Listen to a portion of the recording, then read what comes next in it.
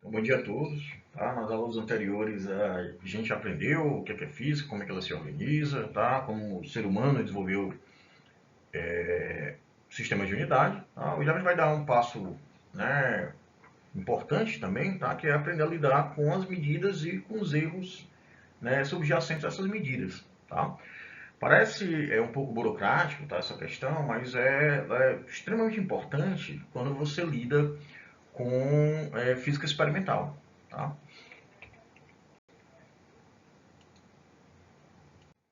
Vou começar aqui com uma afirmação que pode parecer um pouco estranha, tá? Que é que não existe medida exata, tá? Nenhuma medida é exata, né? Não importa quão seja sofisticado o seu instrumento de medida, tá? Quão cuidadoso seja, né, o operador, toda medida ela carrega uma incerteza associada, né? E o objetivo do cientista, tá, é eliminar, né, o erro, né? Só que a eliminação desse erro é impossível, tá?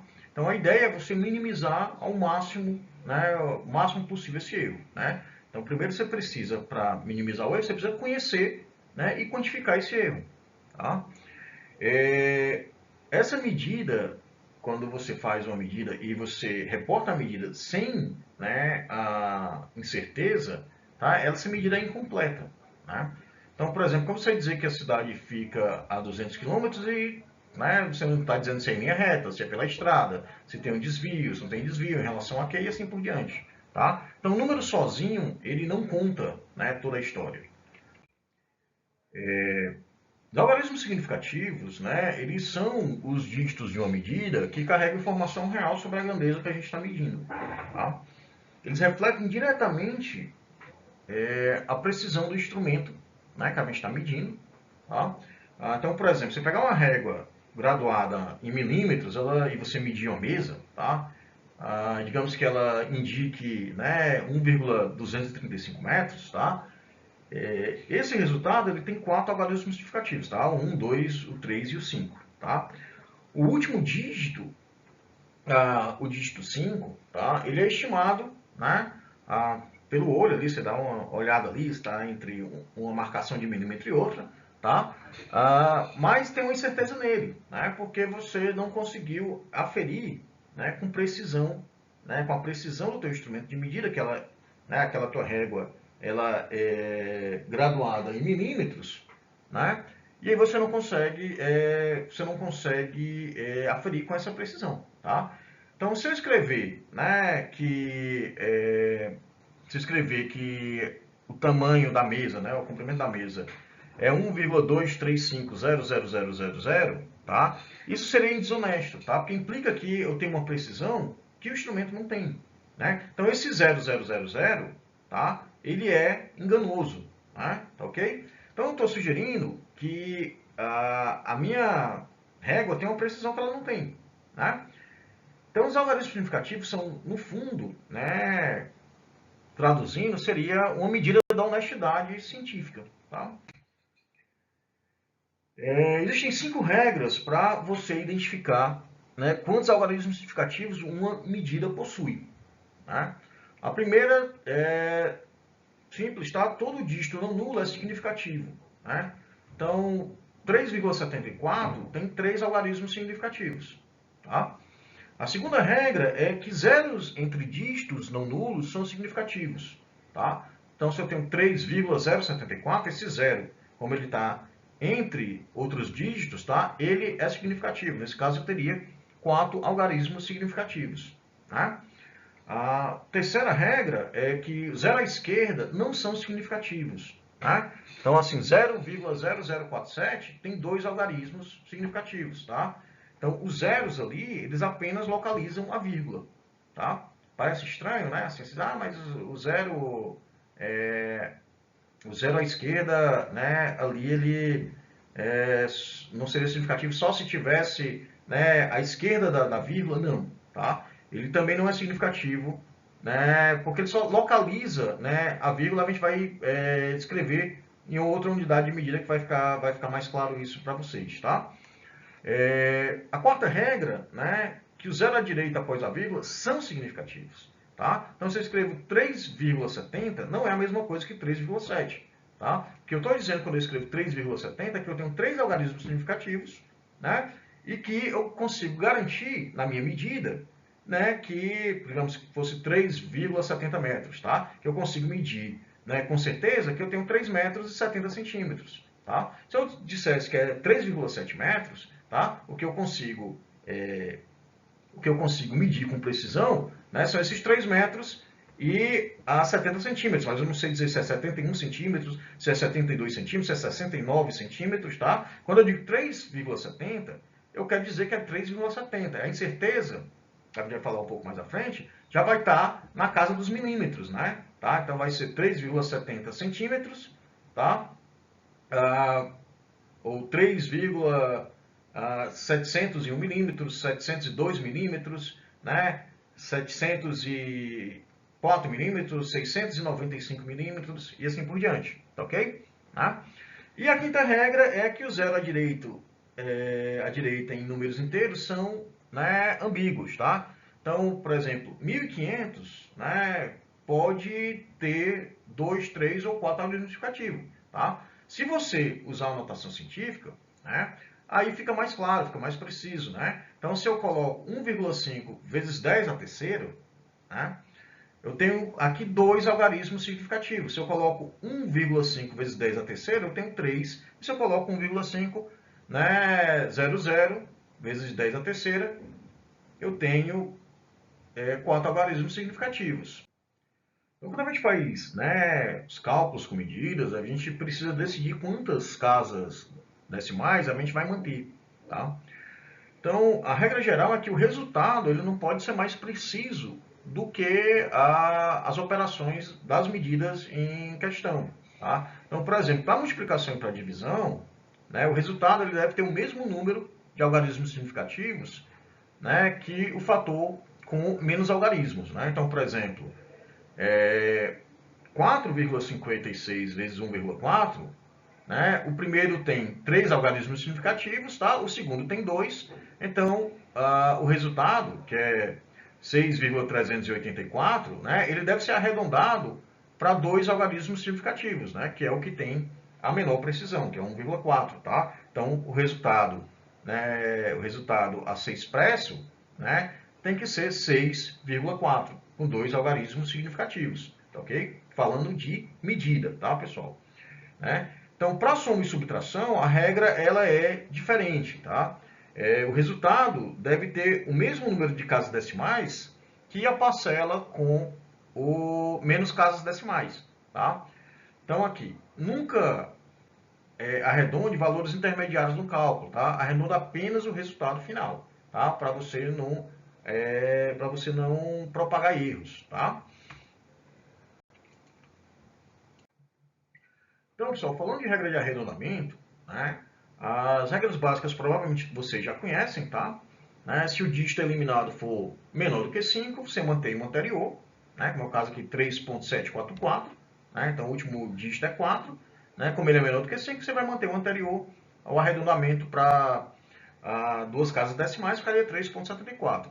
Se o dígito eliminado for maior do que 5, né, você aumenta o anterior, né? Então 3.746 vai ficar 3.75, já que 6 é maior do que 5. O que é que acontece? Se o número for exatamente igual a 5, tá? O último dígito, tá? Você vai arredondar para o número par mais próximo, tá? Isso é chamado de regra do arredondamento bancário, né? Então, por exemplo, aqui, 3.745, né? O número par mais próximo aqui é 4, tá? 7.55, o número mais próximo aqui é 6, que também é par, tá? O que é que acontece, né? Por que é que você faz isso, né? Isso pode parecer arbitrário, tá?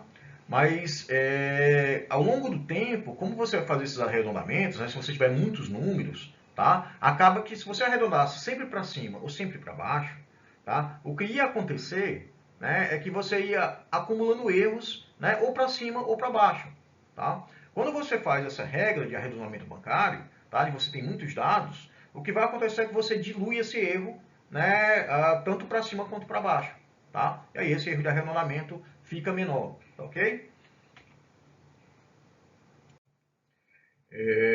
Os erros de medição, tá, eles se dividem em dois grandes grupos, tá? Os erros sistemáticos e os erros aleatórios, né? Essa distinção ela é fundamental porque elas têm origens diferentes, tá? E se comportam diferentes e são tratadas de formas diferentes, tá? Os erros sistemáticos, tá, eles afetam todas as medidas da mesma forma, né? Então, sempre para mais ou sempre para menos, tá? Eles são reprodutíveis e geralmente têm uma causa bem identificável, tá? Já os erros aleatórios, eles variam, né, de medida para medida, tá? De uma forma mais ou menos imprevisível, tá? Daí o nome aleatório, né? Tanto para cima quanto para baixo, tá? Então, se a gente olhar aqui a tabela, né, os erros sistemáticos, eles afetam, né, a exatidão, tá? Ou seja, quão próximo a está do valor real. Já os erros aleatórios, eles afetam a precisão, tá? Né, são conceitos diferentes, tá certo? Então, por exemplo, os erros sistemáticos, geralmente eles fazem com que uma medida ela seja deslocada, tá? Enquanto que o erro aleatório não, ele deixa a medida mais dispersa, tá? Então aqui, por exemplo, tem né, uma marca aqui de tirar o alvo, tá? Se você fosse atirar aqui, né, sei lá, com uma espingarda, com uma pistola, tá? Os erros sistemáticos fariam com que você, né, deslocasse praticamente toda né, a sua medição, tá? Né, o seu tiro, tá? No teu marcador, ficariam mais concentrados e deslocados para uma determinada direção, tá? Quando eles são erros aleatórios, eles deixam a medida mais dispersa, tá? Então, como eu falei, né, os erros sistemáticos eles têm causas identificáveis, tá? O mais comum, as causas mais comuns são os instrumentos mal calibrados, né? Então, por exemplo, você tem uma balança que sempre lê, sei lá, meio grama a mais, né?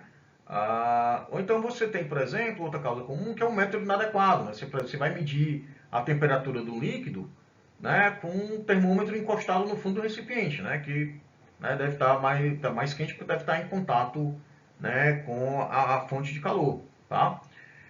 Você tem uma fita métrica, né, metálica que se dilata com calor e dá leitura maior no verão e menor, né, no inverno, por exemplo. Tá? Ou você tem o efeito de paralaxe, quando você lê a escala, né, quando ligeiramente oblíquo, tá? E aí você, né, o seu olho cria um desvio sistemático, né? Tá?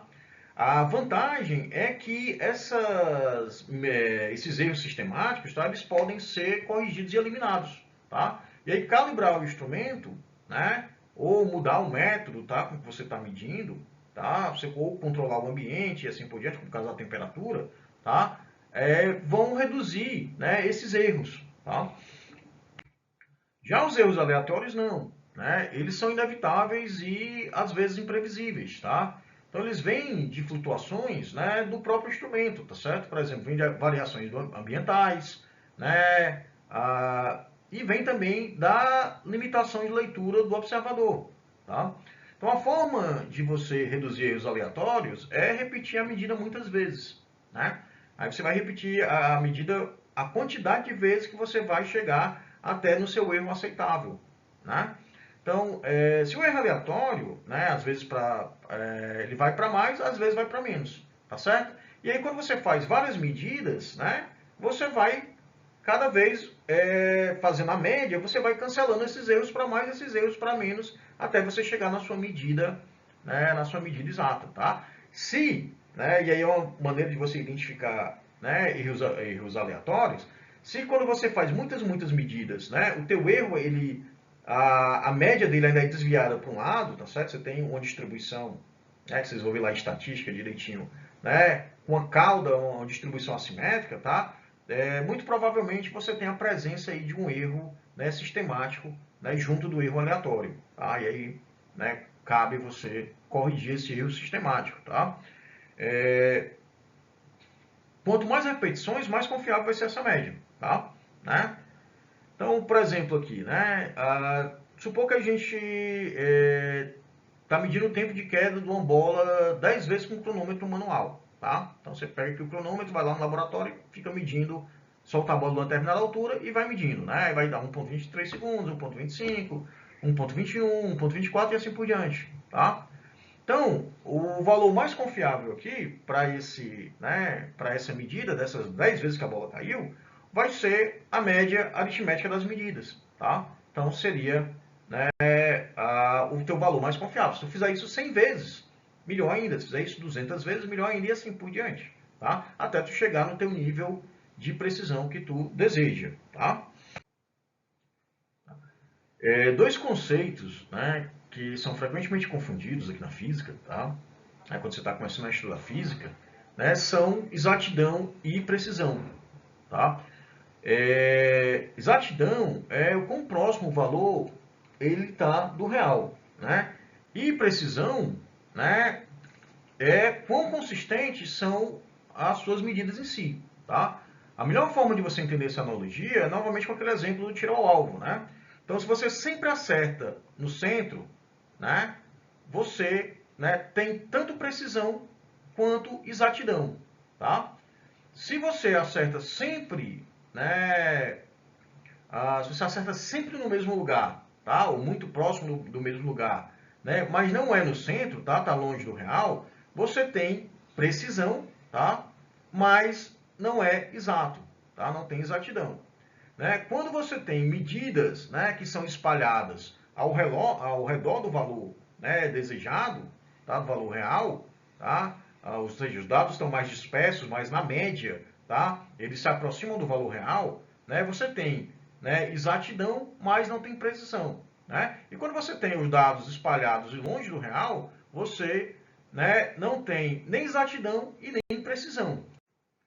Uma medida completa em física, ela sempre tem três componentes, tá? O valor, a incerteza e a unidade de medida, né? Então, se escrever x é igual a x barra mais ou menos delta x, onde x barra aqui é a média das medidas e delta x é a incerteza, tá?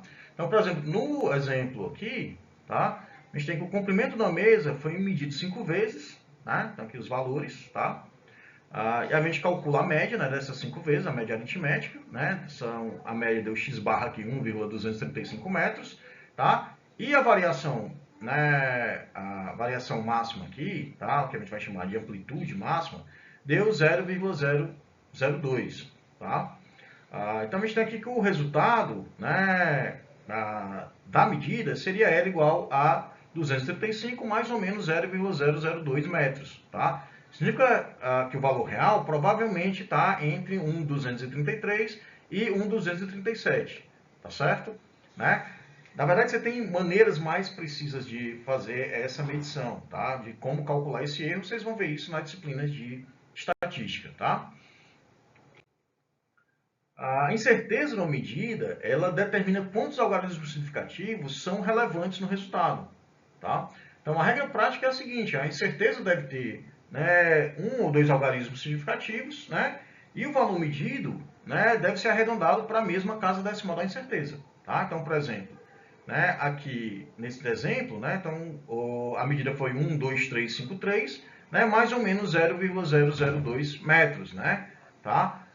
Como, né, você tem aqui o valor calculado da média da medida aqui 1,2353, tá? Mais a precisão, né? Só tem 1, 2, 3, 4 algarismos significativos, então você vai ter também que, né, a média, né, vai ser também dada por 1, 2, 3, 4 algarismos significativos, ok? Né? Então, se você tivesse colocado dessa maneira, tá? Escrever tantas casas decimais, né, quanto você calculou, né, esse resultado é enganoso, tá? Até porque a tua precisão está aqui. Então, esses valores, né, a partir de 5 aqui, eles não fazem sentido, tá? Né? Então, sem certeza já está na terceira casa decimal aqui, as casas seguintes não têm significado físico, né? E aí transmite uma falsa sensação de precisão, né? O que não é verdade aqui, tá? Então, quando a gente calcula uma grandeza a partir da medida com incerteza, a incerteza ela se propaga para o resultado, né? A gente precisa saber calcular essa propagação, tá? E por que isso é importante? Né? Na prática, raramente a gente, né, mede diretamente a grandeza que interessa para a gente, né? Então, por exemplo, a gente mede o comprimento, né, mede o tempo e calcula a velocidade, tá? Então, mede a massa, mede o volume para calcular a densidade, tá? Então, mede força, né, e a área para calcular a pressão, né? Em todos esses casos, a incerteza, né, das medidas originais, elas se propagam, tá? Elas se transferem para o resultado calculado. Né? Então, a gente precisa saber quantificar essa propagação. Né? Caso contrário, a gente vai estar reportando, né, um resultado que parece ter uma precisão maior do que tem. Tá? E aí você, né, tem que a verdade estar escondida nessas grandes incertezas acumuladas. Tá? Então, né, que eu falar aqui basicamente de três, né, processos, tá? Né, a propagação, né, através da soma ou subtração, tá? A regra é bem direta, né? As incertezas absolutas elas se somam, né? Então, por exemplo, se z igual a x mais y, né? Então, ΔZ vai ser igual a ΔX mais ΔY, né? Nesse caso, as incertezas se somam independente da operação ser a soma ou subtração.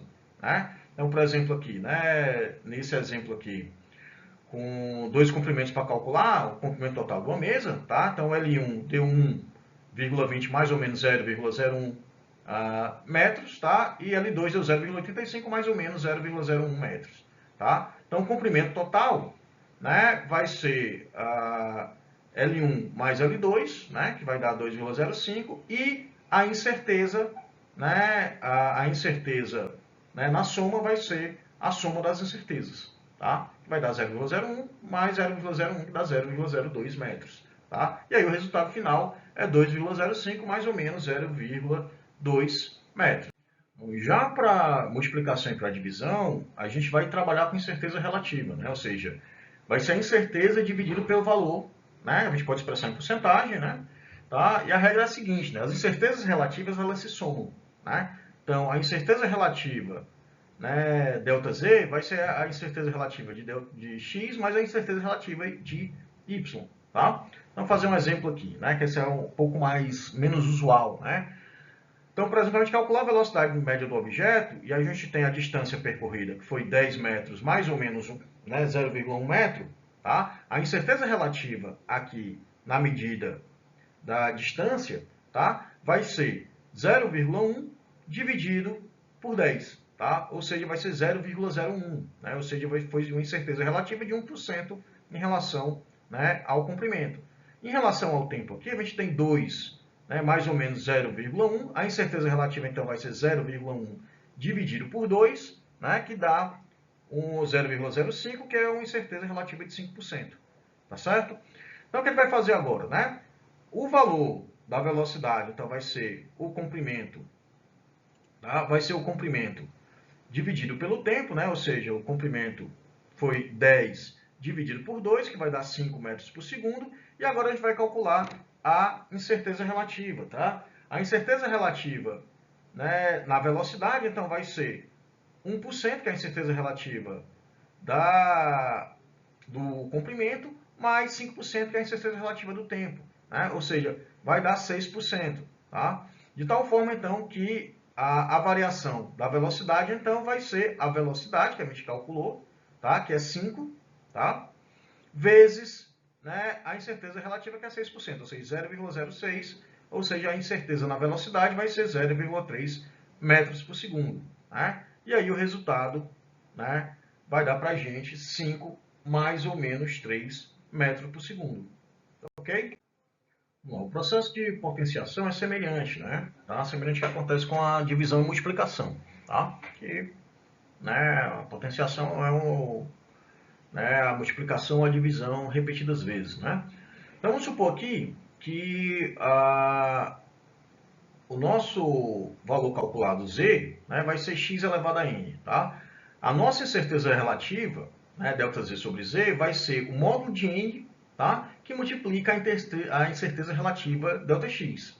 Tá, ok? Né? Então, por exemplo, aqui, né,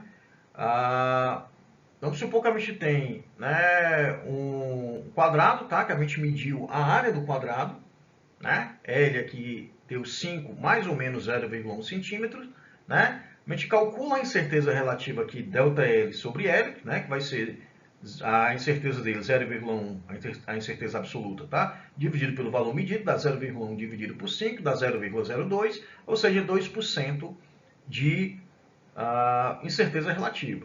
Né? A área, que é L né, ao quadrado, tá? Então vai ser 5 ao quadrado, que dá 25, né? E a incerteza relativa, então, vai ser ΔA sobre A, que vai ser, né, pela regra aqui, vai ser a potência, que é 2, né? Tá? O módulo da potência, que é 2, que multiplica a incerteza relativa que a gente acabou de calcular, que foi 2%, né? Então vai ser 2 vezes 2, né, que vai dar 4%. E aí a gente tem, então, que a incerteza absoluta na área, tá, vai ser a área que a gente calculou, que é 25 centímetros ao quadrado, que multiplica a incerteza relativa, que é 4%.